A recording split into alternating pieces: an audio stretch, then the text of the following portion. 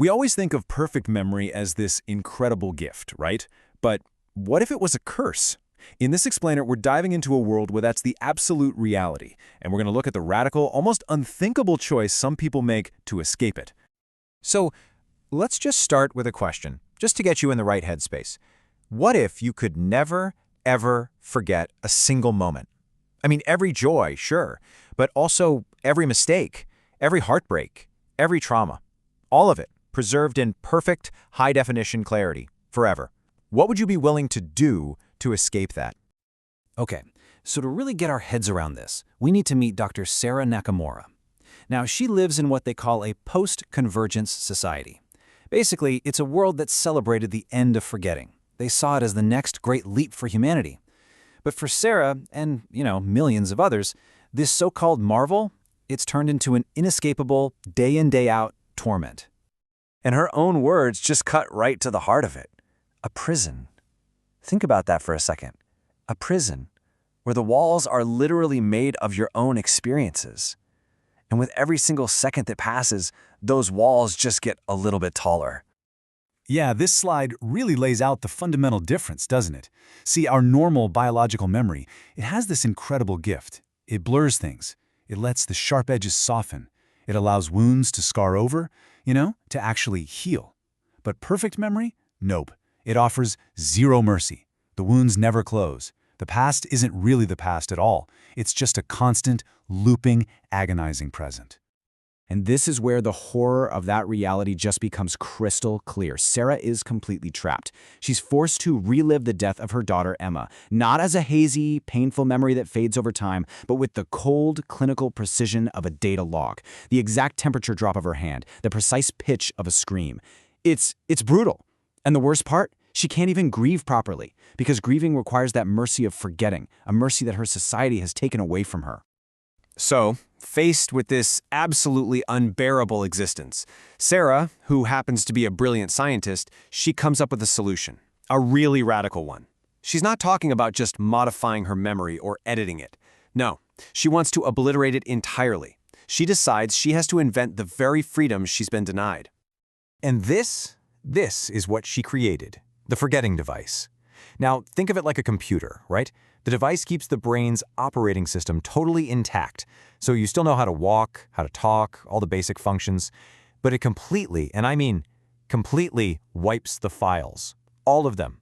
Your personal history, your knowledge, your relationships, gone. It is a total and complete reset button for the self. And her motivation here is just so powerful. These are literally her last recorded words to the person she's about to become. It's not just about forgetting the pain, you see.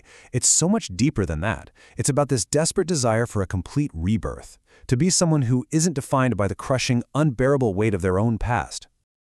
So, what does that even feel like, to have your entire life just erased? Well, what's so fascinating is that it's not described as an empty void or a feeling of loss. Not at all. It's a profound sense of relief. It's space, room, possibility. It's a feeling of lightness, of just pure, unburdened potential. That prison door we talked about, it's just been blown wide open. Okay, but a choice this big, it never stays personal for long, does it? Sarah's decision sparks a massive social movement, and it creates this deep, deep crack right down the middle of society, kicking off a fierce philosophical debate about the very nature of what it means to be a person. In this quote from Dr. Osei Chen, who is actually Sarah's former colleague, it perfectly captures the argument from the other side, the people who call themselves the rememberers. For them, this isn't some beautiful transformation. It's suicide, plain and simple. They believe that if you don't have that continuity of memory, the original person is just gone, dead. And then the data starts to come in, and it is absolutely fascinating. A huge study compared these two groups, and the results tell a really clear story. The forgotten, they report way higher life satisfaction. They're much more in the present moment.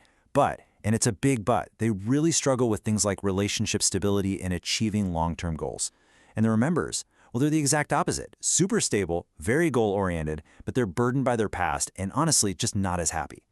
And this is what leads to a total paradigm shift. The study's big conclusion is that there is no better way to be. It's all about the trade-off. It boils down to this. What do you value more? The freedom and presence of the forgotten, or the stability and continuity of the remembers. Both are seen as totally valid ways of living, but man, both come at a very, very steep price. But what's maybe the most heartbreaking price of all? It's the one paid by the people who never got a choice in the matter. We're talking about the children whose parents chose to forget they even existed. And the scale of this, it's just staggering. We're talking about thousands of children. They're called the children of the forgotten, and they're left with parents who are, for all intents and purposes, complete strangers. People who look at them with absolutely no recognition, no shared history, no memory of the love that was once there. This quote, wow. It's from a memoir written by one of these children, and it just captures the impossible, painful paradox they're forced to live in. Imagine it. You have to build a new relationship from scratch with your own mother or father.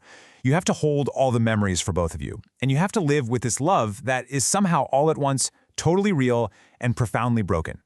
But of course, the story doesn't end there. The movement evolves. Forgetting stops being just a one-time escape from trauma.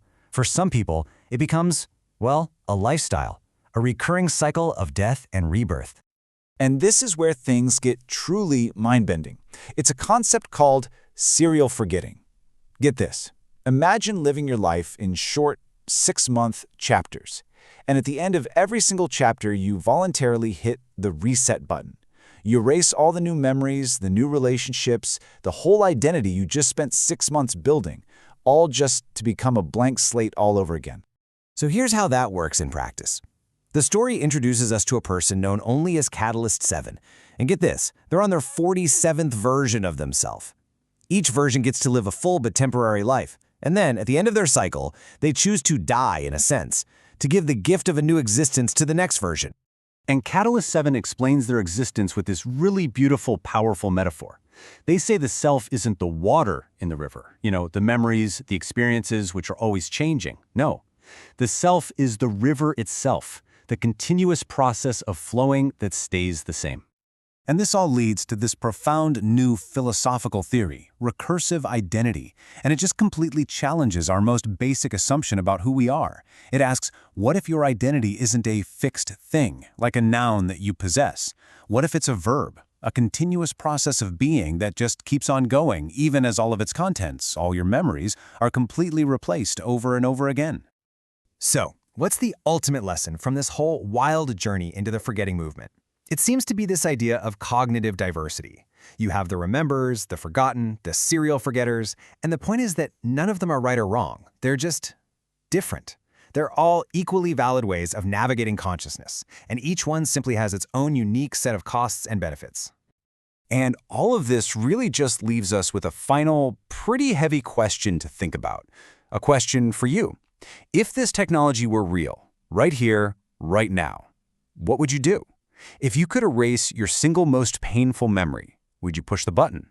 And if you did, what essential part of the person you've become might you be erasing right along with it?